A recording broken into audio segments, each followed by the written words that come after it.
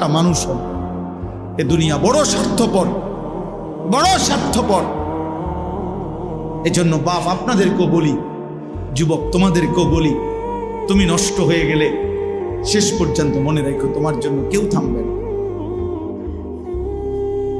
আপনাদেরকে বলি বাবা, স্ত্রী সন্তানের জন্য যদি আপনি হারাম উপার্জন করে জীবনটা শেষ করছেন, কোনোদিন পাবেনও নাই। সুদের টাকা, কিস্তির টাকা, হারামের টাকা, ওজনে কম দেওয়া, ধোকাবাজি, প্রতারণা করা উপার্জন করা দরকার ছিল না। আমনের কলজার মধ্যে শয়তানে বসায় দিছে যে বউ বাচ্চার লাগে এগুলা করতেছ, করো না রে বাপ, খোদার কসম এরা মনে রাখবে না, এরা মনে রাখবে না, এরা কোনোদিন বলবে না, এরা মনে রাখবে। দুপুর বেলা জানাজা হইছে, আসরের পরে জানাজা হইছে, কানছে 2 ঘন্টা 4 ঘন্টা, জি পুত